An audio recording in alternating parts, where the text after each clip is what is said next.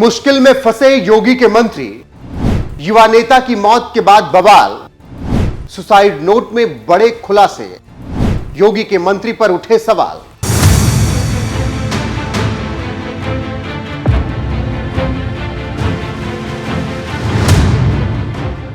नमस्कार, मैं हूं आपके साथ रोहित और आप देख रहे हैं एनएफ न्यूज। सड़कों पर बवाल, प्रदर्शन, गुस्सा और आंसू।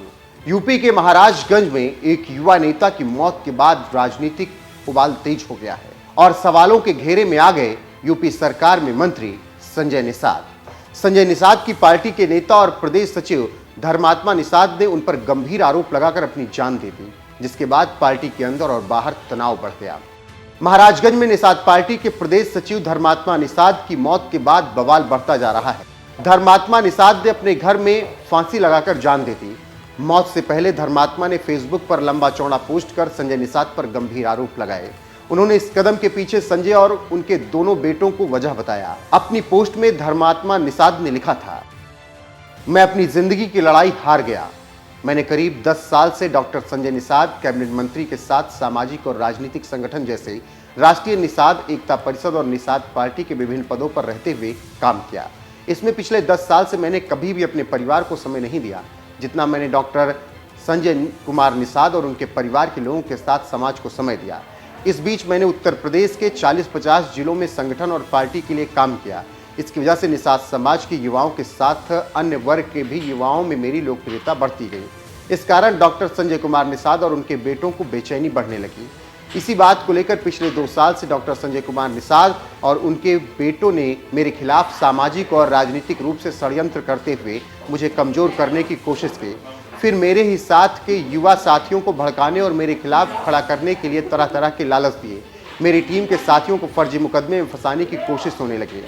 धर्मात्मा निषाद ने पोस्ट में अपने और अपने परिवार के ऊपर हुए हमले का भी जिक्र किया और आरोप लगाया कि संजय निषाद के दोनों बेटों ने उन्हें मारने के लिए गुंडे भेजे। धर्मात्मा निषाद ने लिखा था, मैं चाहता तो तुरंत उन्हें जान से मार सकता था, लेकिन मैं अपने आप को खूनी नहीं बनाना चाहता था।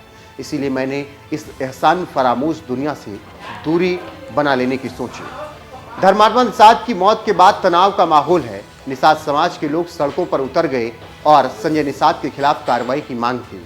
पुलिस ने लोगों को शांत करवाने की कोशिश की, लेकिन परिवार संजय निषाद पर केस दर्ज कराने की मांग पर अड़ा हुआ है। परिवार का कहना है कि पोस्ट में धर्मात्मा ने जिन लोगों का जिक्र किया उन सभी पर आपराधिक केस हो। वहीं इस पूरे मामले पर मंत्री संजय निषाद की सफाई भी आई। उन्होंने क्या कुछ कहा वो सुनिए। धर्मात्मा निषाद मेरे पार्टी के सक्रिय कार्यकर्ता थे, जिनके आत्महत्या कर लिए जाने की सूचना से मैं बहुत स्तब्ध हूँ। धर्मात्मा का निधन बेहद दुखद है और मेरे लिए व्यक्तिगत क्षति है। ईश्वर से प्रार्थना करता हूँ कि उनकी पवित्र आत्मा को अपने श्री चरणों में स्थान दे। मैंने हमेशा धर्मात्मा जी का अपने स्तर से हर संभव सहयोग किया है, लेकिन इस दौरान धर्मात्मा निषाद के सोशल मीडिया अकाउंट से मेरे और मेरे परिवारजनों के खिलाफ एक बेहद दुर्भाग्यपूर्ण और पूरी तरह से असत्य टिप्पणी की गई है। मुझे पूरा भरोसा है कि धर्मात्मा निषाद ये कभी नहीं कर सकते। इस पोस्ट के जरिए मेरी और मेरे परिवार के साथ निषाद पार्टी की छवि को धूमिल करने की कोशिश की गई है। इसलिए मैं इस पूरे मामले की निष्पक्ष जांच चाहता हूं, ताकि सच सामने आए कि आखिर धर्मात्मा ने किन परिस्थितियों में कदम उठाया है और किस व्यक्ति द्वारा ये पोस्ट कर सबकी छवि धूमिल करने का प्रयास किया गया। संजय निषाद ने अपने ऊपर लगे तमाम आरोपों को झुठला दिया। साथ ही धर्मात्मा निषाद की फेसबुक पोस्ट पर ही सवाल उठा दिए। उन्होंने कहा, ये उनकी और पूरी पार्टी की छवि को धूमिल करने की कोशिश की जा रही है।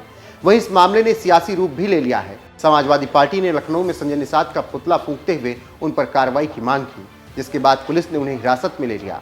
उधर धर्मात्मा निषाद के परिवार ने आरोपियों पर कड़ी कार्रवाई, परिवार के सदस्य को सरकारी नौकरी और 50 लाख का मुआवजा देने की मांग की।